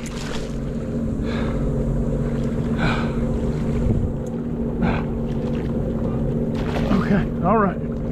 Okay. Yeah, there he is. Yeah. Woo! Look at that giant, y'all. My goodness. What a fish. I'm gonna hold him up for y'all in just a second. Let me get my rod out of the way. Y'all, look at that guy right there, man. What an absolute beast of a fish. I don't know how much the camera can get of that. See if I can throw him up for y'all one good time. Yeah. Yeah. Look at that. All right. Well, time has come. We're not gonna keep this guy. We're gonna let him go. These are not good table fare. Well, heck, y'all tell me in the comment section, have you ever eaten jack? Would you eat jack? Have you ever eaten jack? What have you heard about it? Yeah, I guess if this video gets 900 likes, then we'll come out here, catch jacks, and we'll do a catch and cook, and I will let y'all know what they taste like. But yeah, get this video to 900 likes and we'll do that. That took a lot of fight out of me. that was fun, man, fighting that fish. They're always just brutes. Those jacks are so strong. But I think we're gonna go ahead and head now on into some rigs, troll around. I would love to get out of here today with a king and be able to take a king back and do a catch and cook with a king mackerel for y'all. So yeah, let's go ahead and head to some rigs, see if we can find us a king.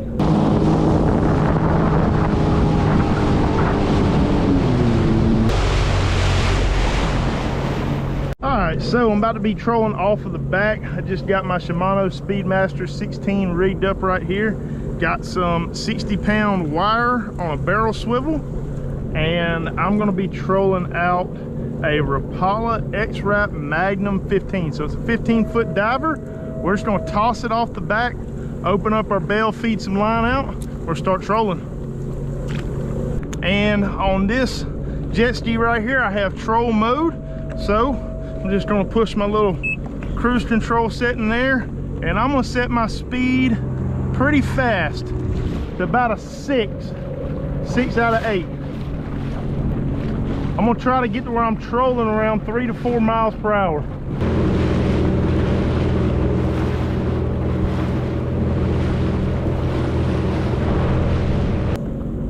Yep, we're hooked up. Hooked up on the troll, I think. Still on there? Feels like something's on there. It ain't big, whatever it is.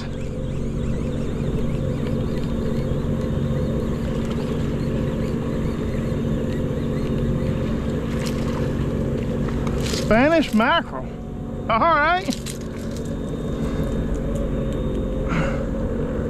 Well, this is the first fish we picked up on the troll.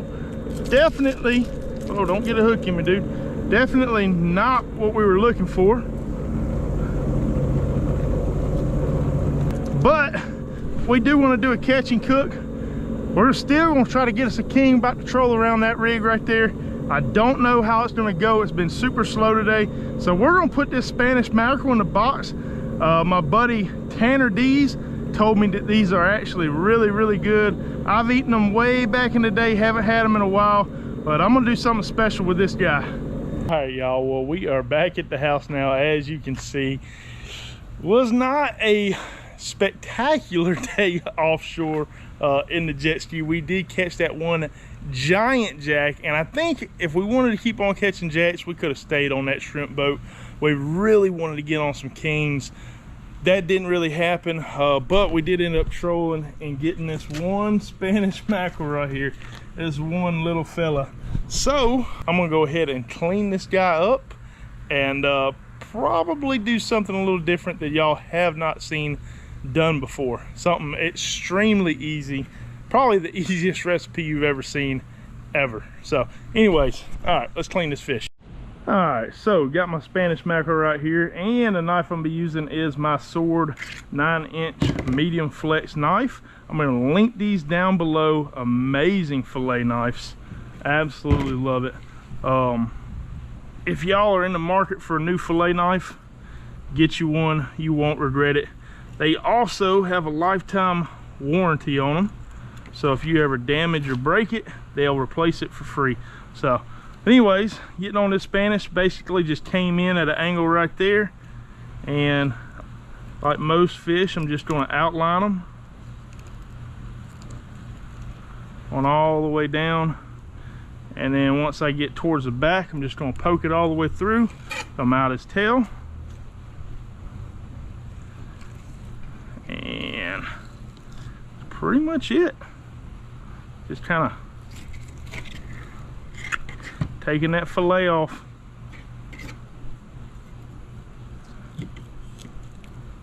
And we're just going to flip it around, do the same thing on the other side. Come in here at an angle, walk down that fish, outlining the meat. Once I get down here towards the back, just poke through, fillet on out. And just like that.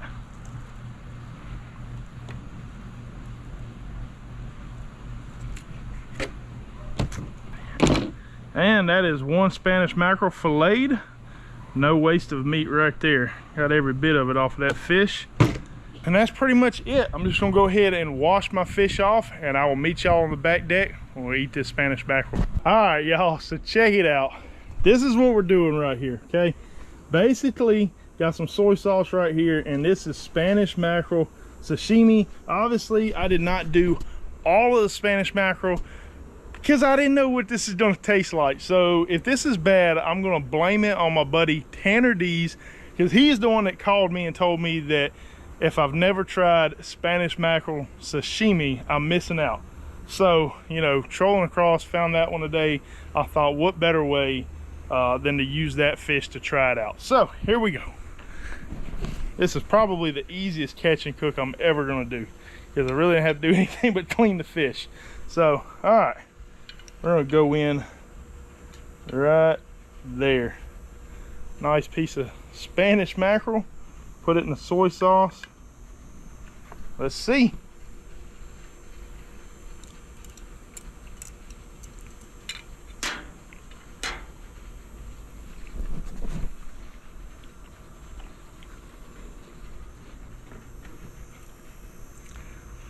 I ain't gonna lie, I'm not a fan.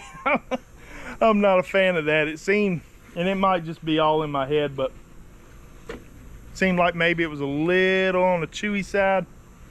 Maybe it was too big of a piece. Maybe if I had like rice underneath the fish. I don't know. I mean, it was very clean tasting. It wasn't fishy or anything like that. Just not a big fan of it. So anyways, yeah, if y'all have ever tried Spanish mackerel sashimi, let me know what your thoughts are on it. Let me know if y'all would try this.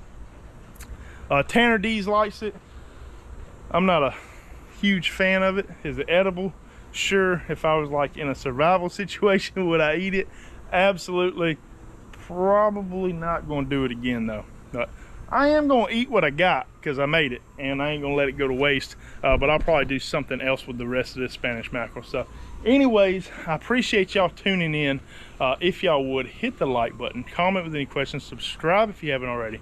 We'll see y'all next time. What's going on, y'all? We are out here today on the Seadoo Fish Pro, and we got something a little bit special planned. We'll be running out of Mississippi, heading out to the barrier islands. We're gonna be heading around Horn Island. We do got a little bit of weather in the area, so I don't know what's gonna happen with all that, but today we're pretty much gonna be doing a little bit of freestyling. I brought some stuff to troll with. We may do that. I also got a mask and some fins. Might dive down and try to spear some fish on one of the shallow wrecks that's out there. A lot of stuff we can do, but we're gonna get after it, see what happens.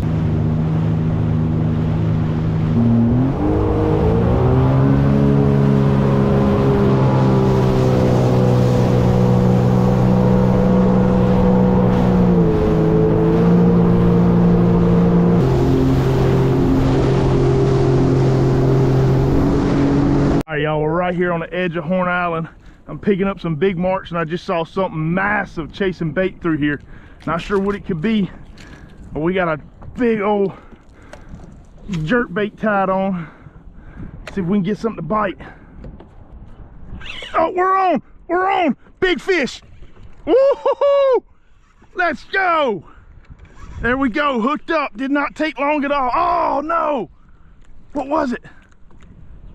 Did it break me off? My goodness, y'all. Well, that's a way to start, I guess. Son of a gun. I mean, just broke me clean. Something with teeth. Guess it could be king mackerel, something like that. My God, it was big. All right, let's go ahead and get retied. All right, I went ahead and swapped over to a Missouri popper. Oh, we're on.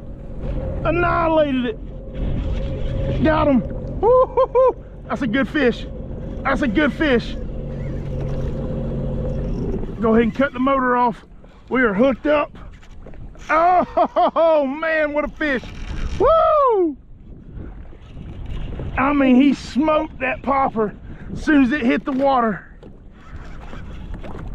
Come on. Ah, they're such a fast fish. I think this is going to be a jack, just by judging how fast they are. Come on. Did it hook pull? Nope, he's still on, just swimming at me. Whew. These are some of the most powerful fish out there. If it is a jack, whatever this is super strong. Tighten my drag just a little bit. Don't want to get too crazy.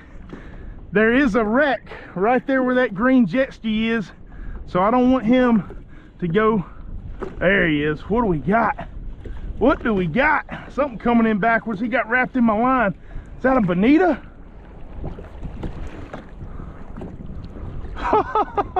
Here I am thinking I got a jack, and it is a doggone stud Bonita, y'all. Oh my goodness. My line got wrapped around his tail. My God, what a fish. That joker right there is big. Y'all look at that Bonita. My goodness. All right, hold on, buddy. I'm gonna get that hook out of you, get you a release. Y'all, that might be my PB Bonita right there. Whoa, hey, all right. Now that's the one thing about being in a ski. This is close quarters combat right here. He could fling that hook into my foot at any time. I gotta be careful of that for sure. Oh, there it is right there. That is a stud Bonita. I tell y'all what, I've had a lot of people say that these are actually good at eating, and I have never eaten them, so I think I'm gonna do a Bonita catch and cook for y'all, and I'm gonna give y'all my thoughts on eating a Bonita. All right, so y'all check it out. This is what that Bonita spit up right here. I believe this is a ballyhoo. Y'all comment below. I'm not big on offshore. A lot of this stuff is really, really new to me, but I'm pretty sure that's a ballyhoo right there. How awesome is that? You gotta know there's gotta be king mackerel, maybe even some mahi close by if you're starting to see fish like that. All right, let's get back after them, see if we pick up another fish. Y'all look at this right here. I mean, they're just right beside me, going crazy. Come on, eat that one.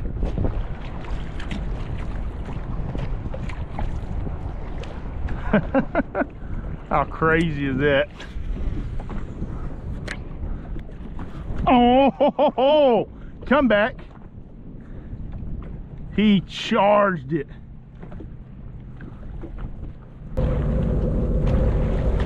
There they go.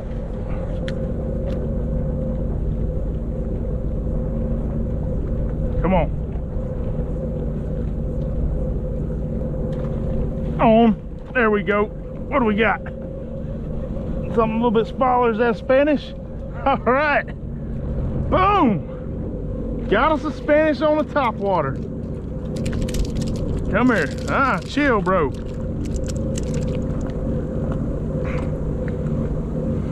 little guy. Real quick, I'm gonna go over the setup that I've been using. This is a setup that I picked up from Seadoo Swamp. With the exception of the rod, they are not a St. Croix dealer, but the reel is a Daiwa ProRex 5-3 400, just an absolute beast of a reel. The line is 40-pound Power Pro Super Slick, and I'm just running that straight to the popper. And this is just a Yozuri popper right here. I don't know the model of it, but I'm sure you can find it if you just looked up Yozuri poppers. And then the rod is a St. Croix 7.6 heavy fast, and this is their Mojo Inshore model. So excellent little setup right here. That's what I've been using out here today. So not a super bad morning. We didn't catch a whole lot of fish, but a lot of this is new. The fish in this whole area is new, but there were some sure enough fish busting around all over. We did get that one big bonita and a Spanish mackerel. We missed a couple of fish, got broke off a couple of times, but here, check it out. So I got my buddy Ben back here, and I told him that this was a blackfin tuna. He's not gonna know any difference. We're gonna go back to the house, we're gonna whip this thing up and see what he thinks of it, but he is under the impression that this is a blackfin tuna. So we'll see what happens. Y'all stay tuned. All right, so we are back at the house now. This is our bonita, pretty large size fish right here. I am gonna try to hurry up and get this guy cleaned up before Ben gets here. I'm gonna try to dress it up, make it look as close to tuna steaks as I can. So just gonna come right here, just like we would any fish. And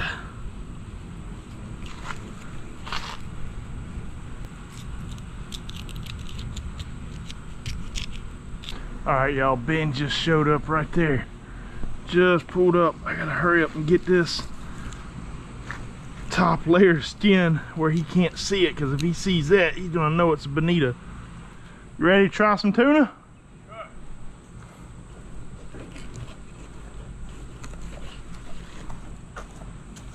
It's crazy finding this guy in that close.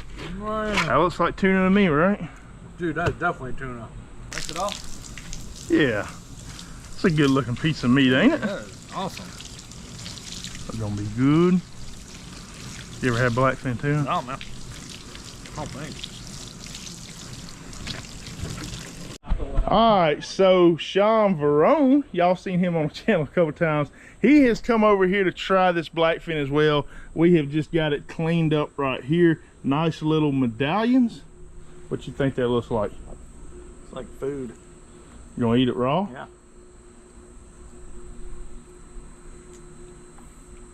That's good stuff. You gonna eat a piece raw too? I was trying to sear it. That wasn't planned. I don't know why Ben did that. Well, Ben Is that did good it. tuna? Yeah, it's good. Ben did it, so I ain't gonna be a wimp. I gotta man up. All right. It's sushi. It's raw and good. Is it good? Yeah. Yeah. Don't put it back on the plate. That's yours now. I mean, Yeah. it's good. It's fishy. Woo! All right. Well, that wasn't the plan, y'all. We're gonna go ahead and continue the mission with our blackfin. All right, so we got our fish right here. We're gonna turn that grain up like little steaks medallions right here, just like that, something like that. And we're just gonna season that with a little Killer Hogs AP, kind of like we would a steak. I'm gonna sprinkle that over the top of it.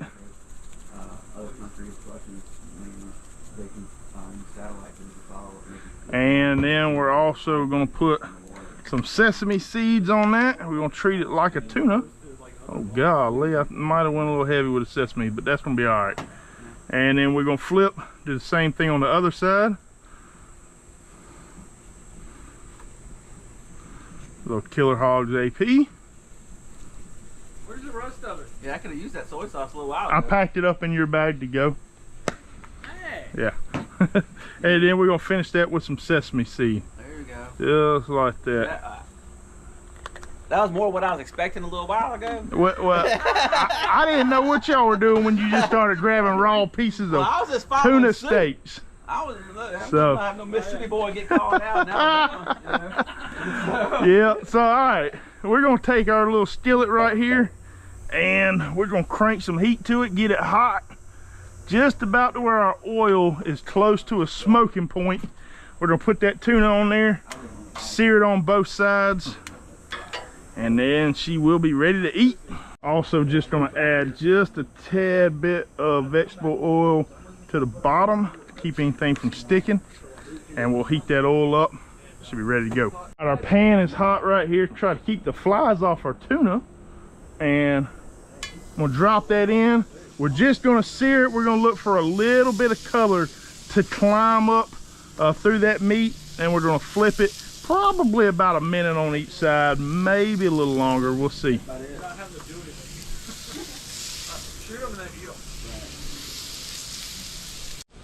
All right, so you can see we got a little bit of color climbing. We're just gonna go ahead and do a flip.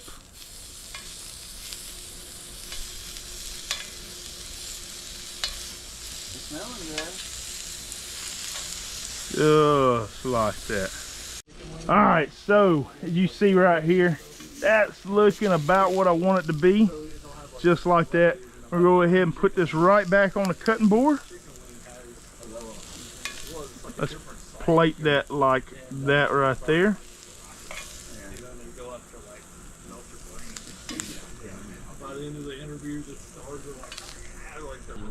All right, and then I'm just gonna take some soy sauce right here and just kind of drizzle that over the top of it.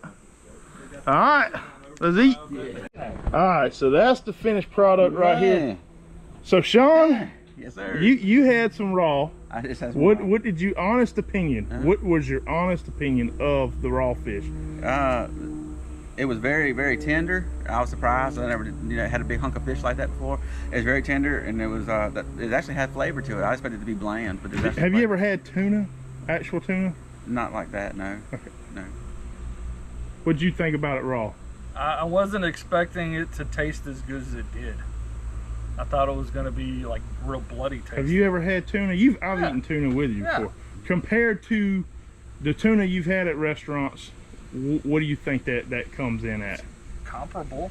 I mean, I've had tuna. Fresh. It's as fresh as you can I've get. had tuna at a restaurant before, but it's been seared like this. All right, so this is seared. Go in for a bite. Grab anyone. It don't matter. You ready? I'm gonna do one at a time. One at a time. Here we Johnny go. V.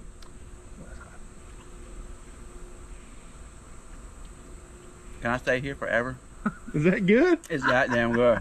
Man. Oh. Oh. Yeah, that's real good. All right, so I got a confession, and I didn't know whether or not I was gonna tell them because I feel like they're gonna beat me up after eating that fish raw. That was Bonita, fellas. Was it? That was a Bonita? That was a Bonita. Oh, man. Damn. It Y'all tastes ain't like mad? tuna. Dude, it tastes like tuna. Nah, I mean, it made me sick. All right, well, I'm gonna go in for a bite allergic now. to Bonita. I told everybody the dirty whole dog. way. You haven't eaten bait. I was on the ski telling them when I was holding that fish up, telling you it was a blackfin tuna. I was telling them, that I was gonna fool you. And All right. when Of course you when gotta y'all be ate born. it raw, Yeah. that was like yes. Dirty dog. Oh, and I didn't even ask y'all to do that. So Dude, it tastes like tuna. all right, I'm going in for a bite myself. I've never eaten Bonita, so we're about to see. It's much better It cooked. doesn't taste like tuna now, but whatever you did just makes it taste good. The soy sauce made it. That's not bad. It's good. I'll be. I hate you I love y'all, and I really love y'all eating that raw. So, I'm gonna let your hair out. in my opinion, cooked like this, I don't think that tastes like tuna, Not now. but it's not bad at all. You gonna eat that? No, all that's y'all's. Yeah, I'm out. So, I ate enough bait today. y'all. They've cleaned the plate even after I told them Yeah. it was Bonita. They It was cleaned the good. cutting board. So Feel good. I think I might go pick up a salad from up the road or something. No, I'm kidding. Anyways, payback's coming.